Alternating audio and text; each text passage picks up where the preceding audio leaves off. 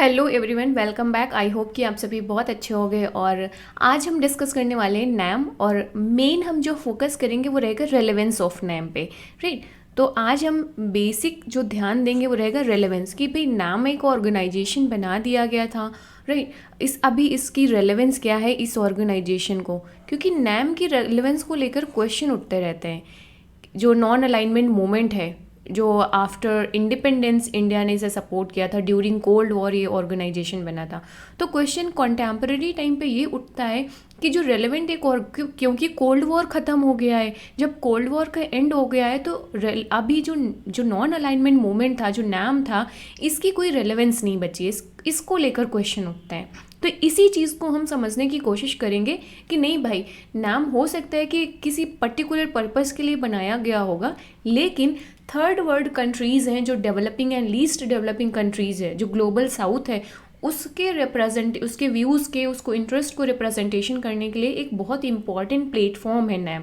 और जो contemporary issues हैं, जो कॉन्टेम्पररी चैलेंज हैं थर्ड वर्ल्ड कंट्रीज़ की, उनको कैसे हम इस प्लेटफॉर्म का यूज़ करके उन इंटरेस्ट को अचीव कर सकते हैं, यही समझने की कोशिश करेंगे। तो पहले एक बेसिक बैकग्राउंड देखते हैं कि नैम कब आया था, क्या इसका मीनिंग है। तो नॉन अलाइनमेंट, कोल्ड वॉर के दौरान आपने देखा था कि दो पावर ब्लॉक थे। राइट। जब कोल्ड वॉर चल रहा था, एक यूएसए लेड ग्रुप था, एक यूएसएसआर लेड ग्रुप था। दो पावर ब्लॉक थे। राइट। दोनों में आइडियोलॉजिकल कन्फ्लिक्ट था, एक दूसरे के खिलाफ प्रोपोगंडा कर रहे थे, अपनी हेजेमनी, सुपीरियोरिटी, अपनी आइडियोलॉजी पूरे वर्ल्ड पे इम्पोज करने की कोशिश कर रहे थे। तो नॉन अलाइनमेंट उन कंट्रीज़ ने अडॉप्ट किया जिन्हें हम थर्ड वर्ल्ड कंट्रीज़ कहते हैं।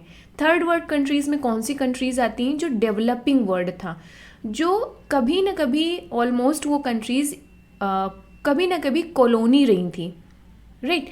और इंडिपेंडेंस उन्हें मिल गई थी, कुछ प्रोसेस में थे कि इंडिपेंडेंस मिलने की। जैसे इंडिया ब्रिटिश कॉलोनी था और 1947 में इंडिया को इंडिपेंडेंस मिली। राइट। तो ऐसे बहुत सारे कंट्रीज़ थे जिन्होंने मिलकर एक ग्रुप बनाया, इकट्ठे आए और बोले कि हम ये पावर ब्लॉक की जो पॉलिटिक्स चल रही है, हम इसमें शामिल नहीं होंगे। ना हम यूएसए के साथ जाएंगे और ना हम यूएसएसआर के साथ जाएंगे। हम अपनी strategic independence and autonomy maintain रखेंगे। स्ट्रैटेजिक इंडिपेंडेंस एंड ऑटोनॉमी का मतलब ये है कि हमारे लिए हमारे नेशनल इंटरेस्ट इम्पॉर्टेंट है, हमारी इंडिपेंडेंस, हमारी सवरैनिटी इम्पॉर्टेंट है। हम कभी नहीं चाहेंगे कि हमारे इंटरनल अफेयर में इनमें से कोई कंट्री हमें इंटरफेयर करे। हम भाई अपनी फॉरेन पॉलिसी अपने हिसाब से चलाएंगे। हम दोनों के साथ कोलैबोरेट करेंगे। नॉन अलाइनमेंट का ये मतलब नहीं है कि आइसोलेट हो जाना, हमें ये नहीं मतलब है कि ग्लोबल अफेयर से दूर चले जाना, आइसोलेट होना, कि हमें ग्लोबल अफेयर में पार्टिसिपेट नहीं करना, ये बिल्कुल इसका मतलब नहीं है। तो कंफ्यूज मत होना जो नॉन अलाइनमेंट का कॉन्सेप्ट है इसके आइसोलेशन के साथ। नॉन अलाइनमेंट का सिंपल सा मतलब ये था कि हम ग्लोबल अफेयर में पार्टिसिपेट करेंगे, इंटरनेशनल अफेयर में हम पार्टिसिपेट करेंगे, एक्टिव रहेंगे, लेकिन हम किसी भी ब्लॉक, जो ये पावर ब्लॉक है, उनके साथ अलायंस बनाकर नहीं पार्टिसिपेट करेंगे। हम अपनी इंडिपेंडेंट फॉरेन पॉलिसी को अडॉप्ट करेंगे, हम अपनी ऑटोनॉमी अडॉप्ट करेंगे। भाई हमारे नेशनल इंटरेस्ट के लिए जो ज़रूरी होगा उसके हिसाब से हम चलेंगे। तो ये था नॉन अलाइनमेंट का कॉन्सेप्ट। Got it. अब ये जो नैम बनाया गया, तो एक कलेक्टिव पोजीशन थी लाइक माइंडेड कंट्रीज़ की, जो नॉन अलाइनमेंट के साथ जाना चाह रही थी। लाइक माइंडेड कंट्रीज़ जिन्हें इस पावर ब्लॉक पॉलिटिक्स का हिस्सा नहीं बनना था, उनका एक कलेक्टिव स्टैंड था और उन्होंने मिलकर एक ग्रुप बनाया, दैट वाज नैम। तो नैम आपको समझ में आ गया कि क्या है। अब आप देखोगे कि ज़्यादातर जो नैम कंट्रीज़ थे, राइट, वो लाइक माइंडेड कंट्रीज़ क्यों थी? क्योंकि ज़्यादातर कंट्रीज़ का एक जो कॉमन फीचर रहा है, जो एक्सपीरियंस रहा है कॉलोनियलिज्म का, राइट, कि कोई फॉरेन कंट्री आकर सब्जुगेट कर लेती है कंट्री को और उनके इकोनॉमिक रिसोर्सेज को एक्सप्लॉइट कर रही है अपने बेनिफिट के लिए। जैसे इंडिया का ब्रिटिश गवर्नमेंट ने किया, ब्रिटिश कंट्री ने इंडिया को अपनी कॉलोनी बनाई। और आपने हिस्ट्री का थोड़ा बहुत तो आइडिया होगा ही कि किस तरीके के हालात थे बिफोर इंडिपेंडेंस।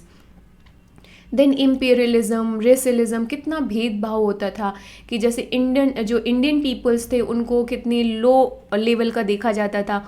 जो वाइट पीपल्स थे, जो ब्रिटिश पीपल्स थे, वो अपने आप को सोफिस्टिकेटेड समझते थे, अपने आप को सिविलाइज्ड समझते थे, राइट।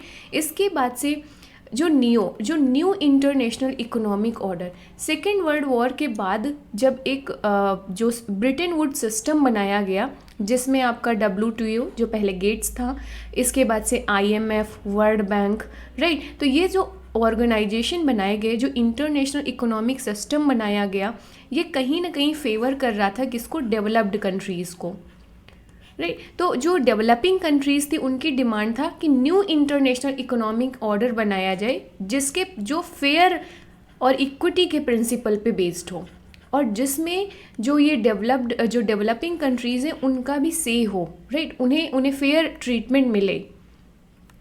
इसके बाद से डिज़ार्मामेंट को लेकर जो न्यूक्लियर वेपन डेवलप कर लिए थे कंट्रीज़ ने, आप देखेंगे कि जो P5 कंट्रीज़ थी, जो अभी भी सिक्योरिटी काउंसिल जो यूनाइटेड नेशंस की है उसके परमानेंट मेंबर हैं, तो न्यूक्लियर वेपन्स का जो डिजास्टर था उससे सभी कंट्रीज़ अवेयर थे। तो डिज़ार्मामेंट की डिमांड की गई कि जो ये न्यूक्लियर वेपन्स हैं इनको ख़त्म किया जाए, डिस्ट्रॉय किया जाए, नष्ट किया जाए। तो इस तरीके की कुछ चीज़ें थी जो दिमाग में रखा था, और ये लाइक माइंडेड कंट्रीज़ साथ में आते हैं। तो ये एक ओवरव्यू था कि नैम का कॉन्सेप्ट क्या है। अब आप इंट्रोडक्शन में क्या लिखोगे?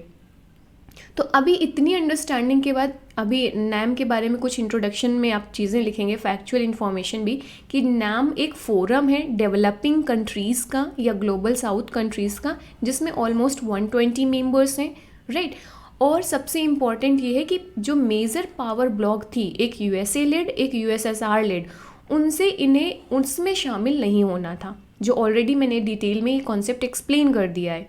अभी तक इसकी अंडरस्टैंडिंग हो गई होगी ना? कोई कन्फ्यूज़न है क्या नैम के कॉन्सेप्ट में आपको?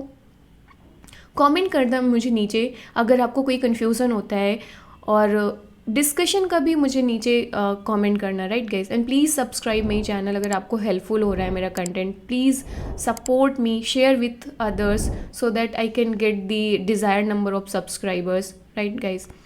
ओके, सो यूनाइटेड नेशंस के बाद अगर देखा जाए वर्ल्ड लेवल पे, तो जो नैम है, this is the largest grouping of state. सबसे बड़ा जो लार्जेस्ट ग्रुप है वर्ल्ड लेवल पे वो तो यूनाइटेड नेशन है। यूनाइटेड नेशन की मेंबरशिप बताओ मुझे कमेंट करके कि यूनाइटेड नेशंस में कितने मेंबर्स हैं टोटल। नैम का तो आपको यहाँ दिख रहा है 120। तो यूनाइटेड नेशन के बाद वर्ल्ड लेवल पे अगर देखा जाए तो सबसे ज़्यादा लार्जेस्ट ग्रुप माना जाता है नैम को, राइट। इसके बाद से इसके कुछ ये कॉन्फ्रेंस याद रखना और अपने आंसर में मेंशन करना वैल्यू एडिशन के लिए। जैसे बैंडन कॉन्फ्रेंस 1955 में जो कंट्रीज़ थी कुछ, वो एग्री हुई थी इस प्रिंसिपल पे। कौन से प्रिंसिपल पे? नॉन अलाइनमेंट प्रिंसिपल पे। और फिर फाइनली नॉन अलाइनमेंट मूवमेंट को इस्टेब्लिश किया गया था 1961 में बेलग्रेड में, यूगोस्लाविया में, राइट। और इसमें इस इनिशिएटिव में जो लीडरशिप ली थी हमारे इंडियन प्राइम मिनिस्टर, यूगोस्लाविया के प्रेसिडेंट थे, इजिप्शियन प्रेसिडेंट थे, तो इस तरीके से इंडोनेशिया के प्रेसिडेंट थे। तो ये कुछ लीडर्स थे थर्ड वर्ल्ड कंट्रीज़ के जिन्होंने नैम का इनिशिएटिव लिया। और ये टर्म था नॉन अलाइनमेंट टर्म कॉइन किया गया था VK मेनन के द्वारा। उन्होंने एक स्पीच दी थी यूनाइटेड नेशन में 1953 में, जिसमें इस टर्म को उन्होंने कॉइन किया था।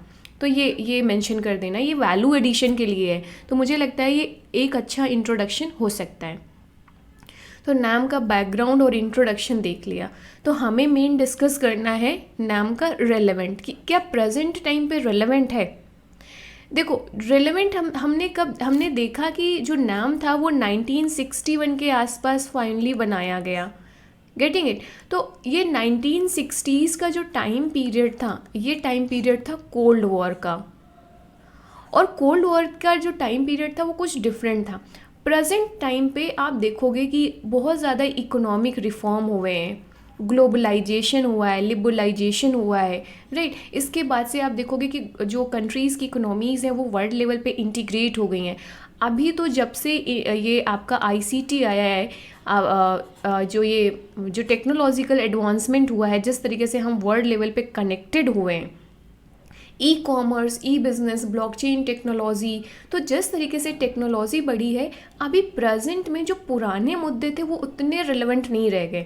प्रेजेंट में जैसे आपका क्लाइमेट चेंज इंपॉर्टेंट हो गया, ग्लोबल वार्मिंग हो गया आपका, राइट, या ट्रेड को लेकर हो गया, तो मेराइन सिक्योरिटी है वो इम्पॉर्टेंट हो गई है। तो बहुत सारे इश्यूज़ ना शिफ्ट कर लिया है। तो इसीलिए रेलेवेंस को लेकर क्वेश्चन उठता है कि भाई नैम तो हमारा उस टाइम बनाया गया था जब कोल्ड वॉर पॉलिटिक्स हो रही थी, और अब तो कोल्ड वॉर पॉलिटिक्स ख़त्म हो गई है, तो क्या नैम रेलेवेंट है? ये क्वेश्चन इसलिए उठता है। तो end of the cold war ने रेलेवेंस ऑफ जो नैम है इसका क्वेश्चन रेज किया। प्रेजेंट टाइम पे ग्लोबल पॉलिटिकल ऑर्डर चेंज हुआ है, तो इसके साथ देखा जाता है कि क्या नैम एज इट इज़ काम करे या इसको रीअलाइन करने की ज़रूरत है, ये भी डिबेट चलती है। ग्लोबल ऑर्डर चेंज कैसे किया है, मैंने इस पर डिटेल एक वीडियो बनाया है, प्रेजेंट वर्ल्ड ऑर्डर। यहाँ पर मैं थोड़ा सा ब्रीफ में बता दूँ इस पॉइंट को एक्सप्लेन करने के लिए कि कैसे चेंज हुआ है। आपको पता है कि कोल्ड वॉर के दौरान सुपर पावर्स थी, एक यूएसए एक यूएसएसआर।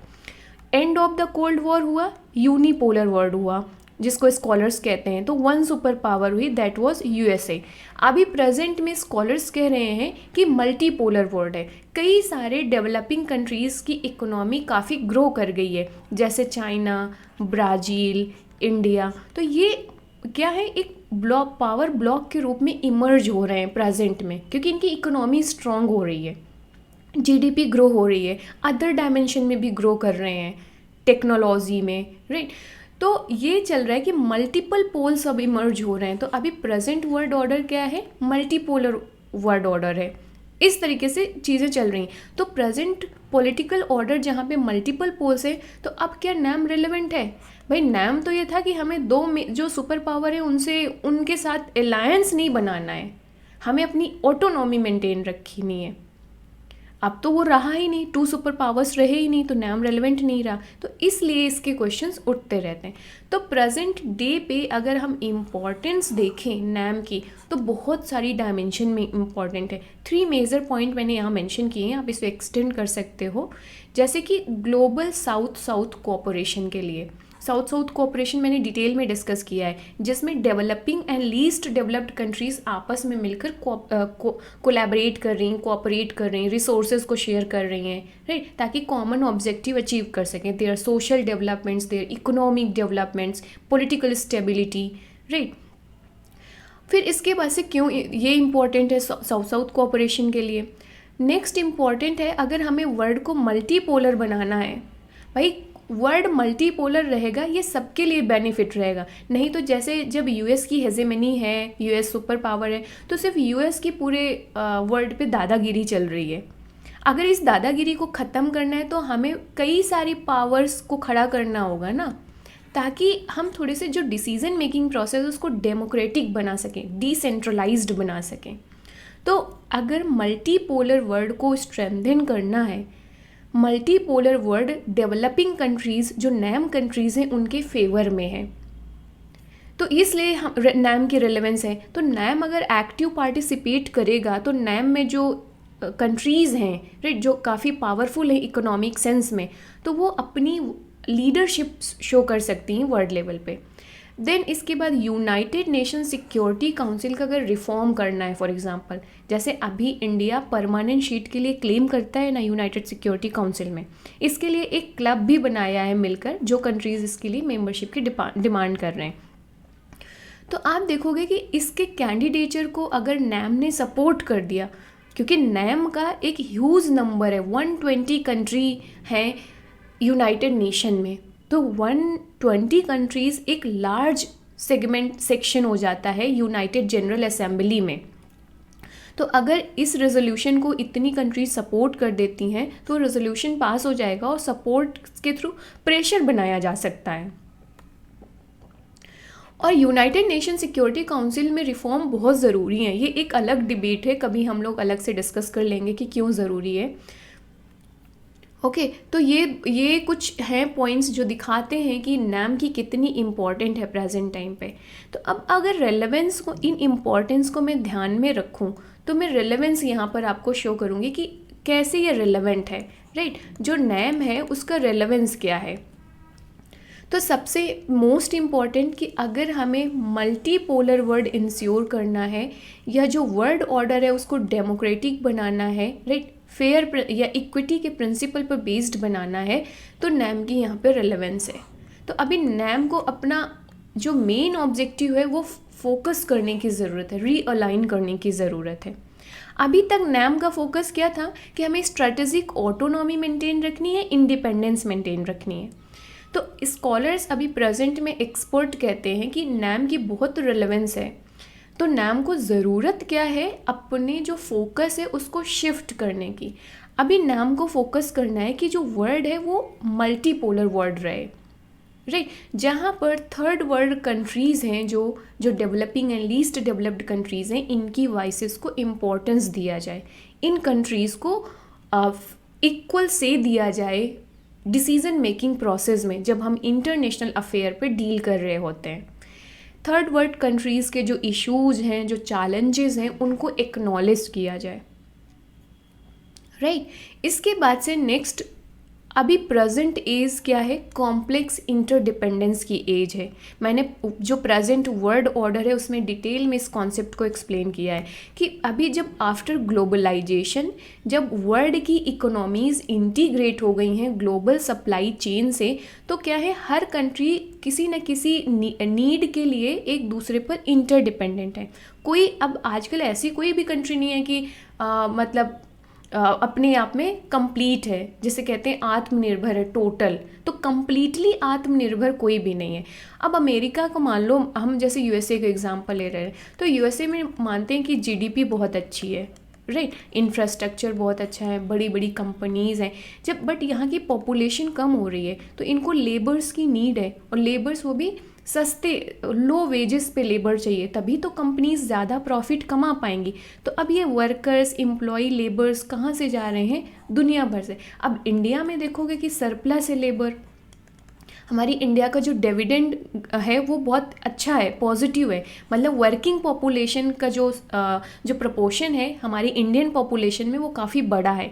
तो अगर उनको सही से स्किल्स दी जाएं, ट्रेनिंग दी जाए, तो वो इनकी इस नीड को पूरी कर सकते हैं, हमें एम्प्लॉयमेंट मिल जाएगा और इन्हें जो लेबर फोर्स मिल जाएगा, एम्प्लॉयज़ मिल जाएंगे। तो ये है इंटरडिपेंडेंस, गेटिंग इट। और जब ये ने लेबर लेंगे तो ये हमारे यहाँ इन्वेस्ट भी करेंगे, गेटिंग इट। तो ये प्रोसेस पूरे ऐसे सारे जो कंट्रीज़ हैं ऐसे इंटरडिपेंडेंट हैं एक दूसरे पे।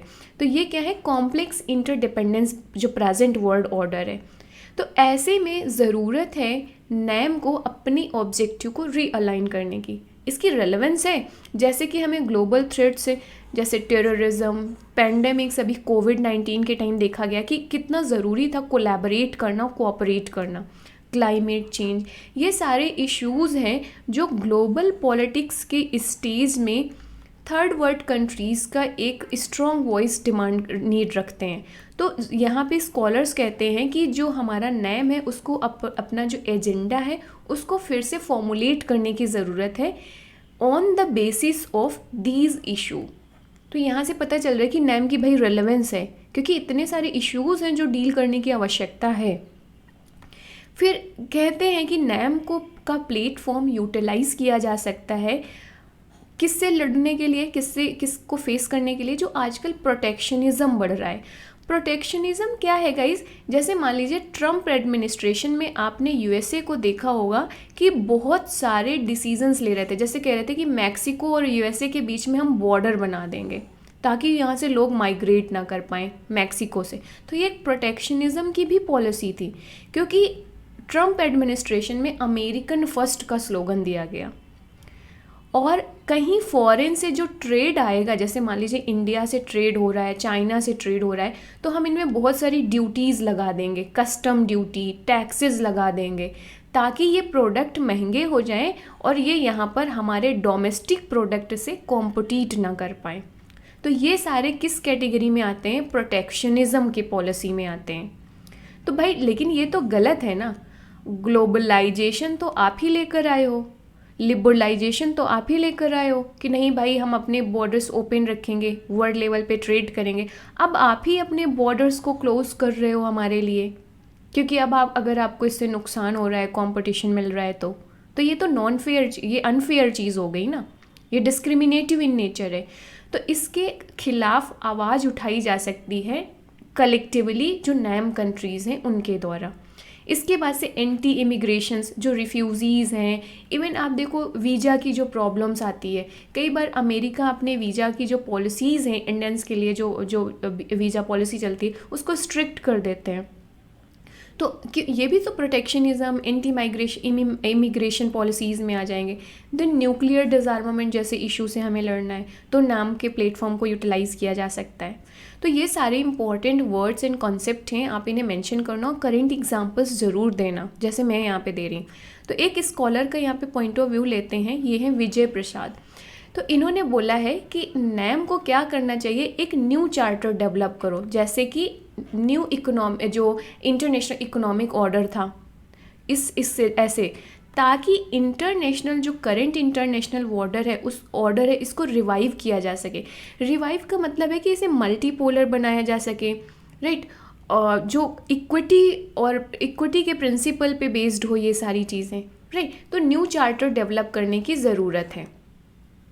जैसे आजकल एक चीज़ देखोगे आप, e commerce he for example देख लो ना, या ब्लॉकचेन टेक्नोलॉजी, क्रिप्टो करेंसी, ये सारी जो न्यू टेक्नोलॉजीज़ चल रही हैं, गेटिंग, या स्पेस से रिलेटेड टेक्नोलॉजी या हेल्थ से रिलेटेड टेक्नोलॉजी, इनमें सबसे ज़्यादा डोमिनेंस किसका है यार? वेस्टर्न वर्ल्ड का है, डेवलप्ड कंट्रीज़ का है। तो नैम को ज़रूरत है कि अपने इश्यूज़ को रीअलाइन करे, ताकि जो third world countries problem face कर रही हैं, राइट, उसको हम अपने हिसाब से, अपने नेशनल इंटरेस्ट के हिसाब से उन्हें क्या कर सकते हैं, उनको अपने डायरेक्शन में ला सकते हैं। Getting it? तो ओवरऑल मेरे कहने का ये मतलब है कि जो नैम कंट्रीज़ हैं, जो थर्ड वर्ल्ड कंट्रीज़ हैं, उनको अपने नेशनल इंटरेस्ट, जो भी प्रेजेंट में नेशनल इंटरेस्ट हैं, उनके हिसाब से नैम के प्लेटफॉर्म को यूटिलाइज करें, ताकि नेशनल इंटरेस्ट को अचीव किया जा सके। Getting it? अब फर्दर हम कुछ और पॉइंट्स डिस्कस कर लेते हैं यहाँ पर। हाँ, तो और क्या नैम का रेलेवेंस है यहाँ पर? तो पोस्ट कॉलोनियल व्यू नैम का अभी हम यूज़ कर सकते हैं सेफगार्ड करने के लिए ऑटोनॉमी। दो कि देखो, नैम को लाया ही इसीलिए गया था कि हम अपनी स्ट्रैटेजिक ऑटोनॉमी और इंडिपेंडेंस मेंटेन रखें। तो प्रेजेंट टाइम पे जिस हिसाब से जो ग्लोबलाइजेशन के बाद से जो एक नया चीज़ें आया है, न्यू कॉलोनाइजेशन एक टर्म आता है ना, न्यू कॉलोनाइजेशन अभी जो प्रेजेंट में चल रहा है, तो इसके बाद से आप अभी जो कंट्रीज़ हैं वो डायरेक्ट तो सब्जुगेट नहीं कर रही हैं अदर कंट्रीज़ को, जो थर्ड वर्ल्ड कंट्रीज़ हैं, जैसे कॉलोनियलिज्म में करते थे। अभी क्या कर रहे हैं कि इन जो डेवलप्ड कंट्रीज़ हैं, इनकी जो बड़ी बड़ी कंपनियां हैं, जिन्हें हम MNCs कहते हैं, मल्टीनेशनल कॉरपोरेशंस, इन्होंने आकर डेवलप्ड कंट्रीज़ या थर्ड वर्ल्ड कंट्रीज़ की जो इकोनॉमी है उसमें कब्ज़ा कर रखा है। तो हमारी जो डोमेस्टिक कंपनीज़ हैं ना, वो इनके साथ कॉम्पिटिट नहीं कर पाते। कैसे कर पाएंगे? इन MNCs के पास ह्यूज जो फाइनेंस है, फंड है, राइट, टेक्नोलॉजी एडवांस्ड है। तो इस तरीके से हमें अपनी ऑटोनॉमी मेंटेन रखने के लिए, इंडिपेंडेंस मेंटेन रखने के लिए ज़रूरी है कि नाम का हम यूटिलाइज़ कर सकें।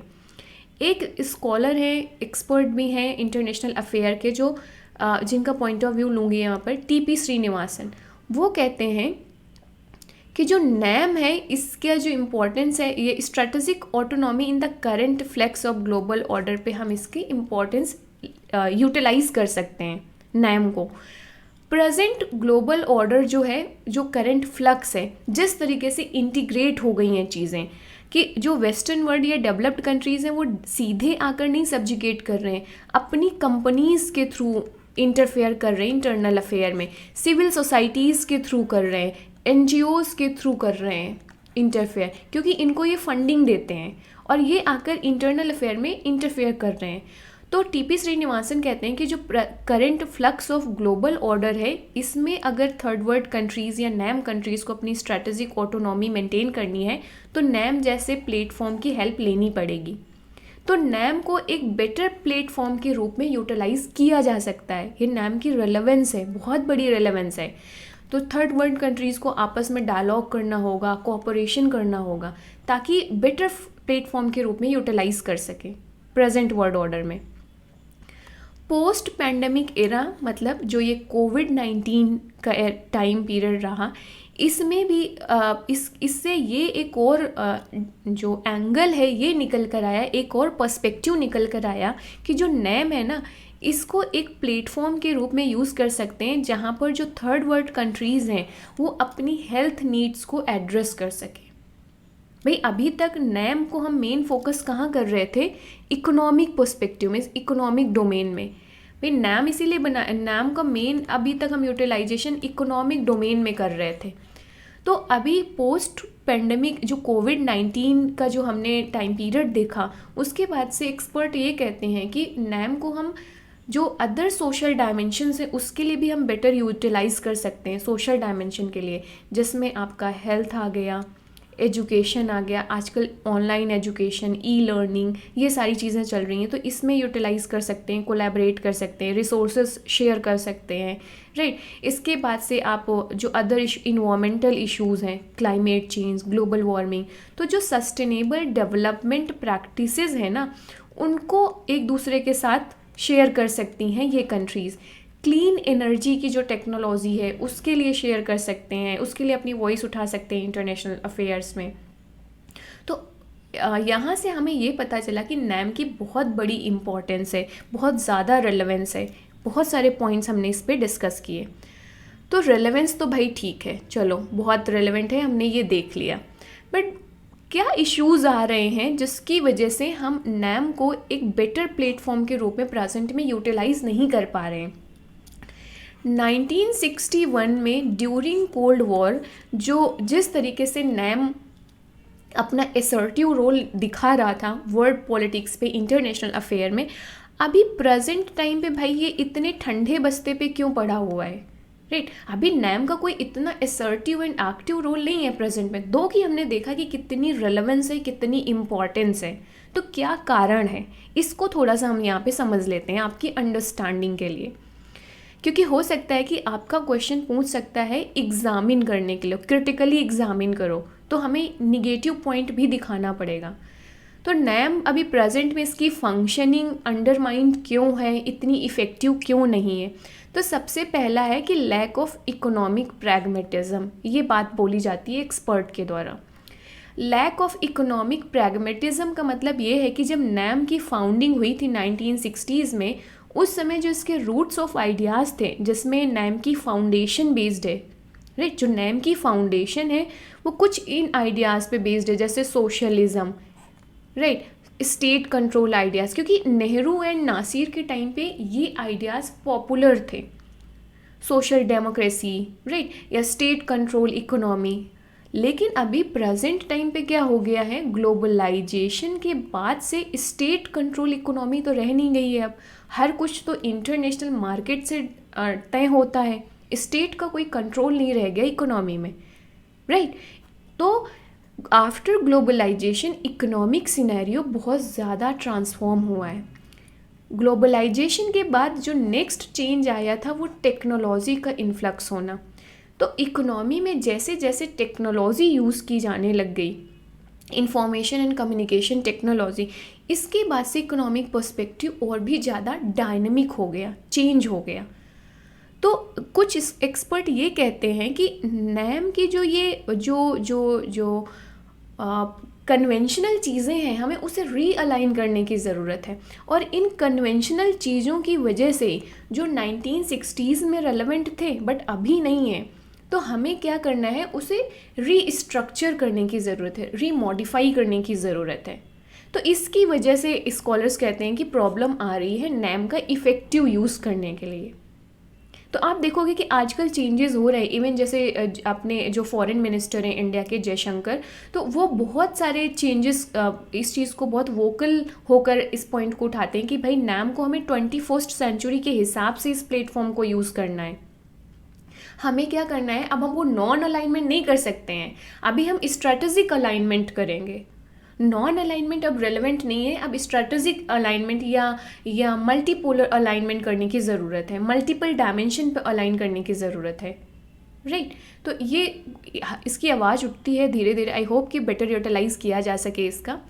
देन डुप्लिसिटी ऑफ एफर्ट्स, तो कुछ एक्सपर्ट कहते हैं कि जो नैम के जो काम थे, जो फंक्शंस थे, आजकल कॉम्पिटिट कर रहे हैं वो अदर प्लेटफॉर्म के साथ, जैसे G7, आसियान, कॉमनवेल्थ। ये कुछ ऑर्गेनाइजेशंस हैं जो ज़्यादा असर्टिव रोल प्ले कर रहे हैं ग्लोबल अफेयर में on the behalf of third world countries.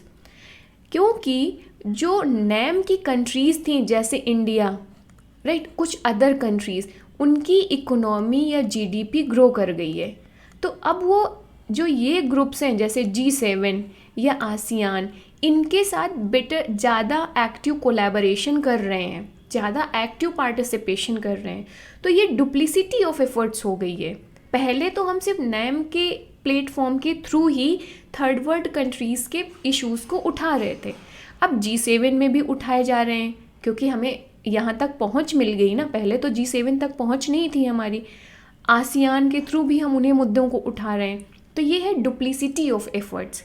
जब डुप्लिसिटी ऑफ एफर्ट्स होती है तो उसकी इफ़िशेंसी वीक होती है, जो हमारा पर्टिकुलर ऑर्गेनाइजेशन था। नेक्स्ट, कुछ स्कॉलर कहते हैं कि प्रेजेंट लेवल पे नैम में जो बोल्ड लीडरशिप की ज़रूरत है वो नहीं है। तो एक जो क्लियर पाथ या क्लियर डायरेक्शन है ना, वो मिसिंग है नैम के ऑर्गेनाइजेशन में। 1960s में एक बोल्ड एंड क्लियर एंड बहुत ही स्ट्रॉन्ग लीडरशिप थी इंडियन प्राइम मिनिस्टर नेहरू के द्वारा या इंडोनेशिया के द्वारा, राइट, या युगोस्लाविया के हो गए। तो ये कुछ स्ट्रॉन्ग लीडरशिप थी जो नैम को आगे लेकर जा रही थी। प्रेजेंट में एक्सपर्ट कहते हैं कि that is missing in the present scenario, तो उसकी भी ज़रूरत है, इसलिए हम नैम को उतना बेटर यूटिलाइज़ नहीं कर पा रहे हैं। नेक्स्ट है कि नैम में जो रियल इश्यूज़ हैं उनकी कमी है। अब ये रियल इश्यूज़ की कैसे कमी है, देखो, प्रेजेंट वर्ल्ड ऑर्डर में जो वर्ल्ड पॉलिटिक्स है ना, उसका जो ऑर्डर है, जो नेचर है, वो चेंज हुआ है प्रेजेंट टाइम में। इसके पीछे बहुत सारे कारण हैं। एंड ऑफ कोल्ड वॉर होना, राइट, USSR का कोलैप्स होना, फिर ग्लोबलाइजेशन होना, फिर इंफॉर्मेशन एंड कम्युनिकेशन टेक्नोलॉजी का इतना ग्रेट रोल होना सब चीज़ों में। अभी प्रेजेंट में मल्टीपोलर वर्ल्ड का बनना, अदर डेवलपिंग कंट्रीज़ जैसे चाइना, इंडिया, ब्राज़ील, इनका इमर्जिंग इकोनॉमी होना, राइट, इनकी इकोनॉमी बूस्ट होना। तो इतने सारे इश्यूज़, और प्रेजेंट में कुछ और जैसे क्लाइमेट चेंज का इशू होना, ग्लोबल वार्मिंग का इशू होना, राइट, बहुत सारे इश्यूज़ अभी प्रेजेंट में नए इमर्ज होकर आए हैं। तो हमें वो नैम के जो फंडामेंटल बेस है उसमें वो चीज़ें मिसिंग है। तो एक्सपर्ट ये कहते हैं कि इन सब कारण की वजह से नैम को हम उतना बेटर प्लेटफॉर्म के रूप में यूटिलाइज़ नहीं कर पा रहे। तो हमें ज़रूरत क्या है कि नैम का जो मीनिंगफुल रोल है वर्ल्ड पॉलिटिक्स में, उसको रीडिफाइन किया जाए। तो आई होप कि यहाँ से आपको ये समझ में आया होगा कि जो नैम है उसमें क्या इश्यूज़ हैं, क्या चैलेंजेस फेस कर रहा है नैम अभी प्रेजेंट टाइम में। दो की इतनी रेलेवेंस है, इसके बावजूद भी नैम उतना इफ़ेक्टिव रोल नहीं प्ले कर पा रहा है। तो अब आज का डिस्कशन हम कंक्लूड करेंगे, जहाँ पर हमने नैम डिस्कस कर लिया, नैम का रेलेवेंस डिस्कस कर लिया, प्रेजेंट ऑब्स्टिकल्स या चैलेंजेस क्या हैं नैम के सामने वो हमने डिस्कस कर लिया। तो कंक्लूड करते हैं आज के डिस्कशन का। तो जैसा मैं हमेशा कहती हूँ कि करंट अफेयर्स या स्कॉलर्स के स्टेटमेंट के साथ इसे किया जाएगा ताकि वैल्यू एडिशन हो सके और हम जस्टिफाई कर सकें अपने कंक्लूज़न को। तो हमारे एक्सटर्नल मिनिस्टर S जयशंकर कहते हैं, एक नैम की मिनिस्ट्रियल मीटिंग में कही थी कि जो scale of global geopolitical balance है वो शिफ्ट हुई है, कैसे स्केल बेस, ये आप देखोगे प्रेजेंट वर्ल्ड ऑर्डर में मैंने डिटेल में बताया है कि कैसे हम बाईपोलर ड्यूरिंग कोल्ड वॉर था, जब 2 सुपर पावर ब्लॉक थे, यूएसए एंड यूएसएसआर, उसके बाद से यूनिपोलर की तरफ जाते हैं। यूनिपोलर जहाँ पे यूएसएसआर का जो रसिया था ग्रुप था उसका कोलैप्स हो जाता है और यूएसए दादा बन जाता है पूरे वर्ल्ड का। इसके बाद से प्रेजेंट में कैसे मल्टीपोलर वर्ल्ड बना एग्जिस्टेंस में आया after globalisation and all, right. तो इसके बाद से emergence of the new economies, India, Brazil and China जैसे कंट्रीज़। तो ग्लोबल जियोपॉलिटिकल बैलेंस शिफ्ट हुआ है अभी। अब यूएसए की दादागिरी नहीं है, ना कि रसिया की दादागिरी है। तो ऐसे में हमें क्या ज़रूरत है, जो ये नैम है ना, इसके फोर्सेस को चेंज करने की ज़रूरत है, प्रोपेल्ड करने की ज़रूरत है।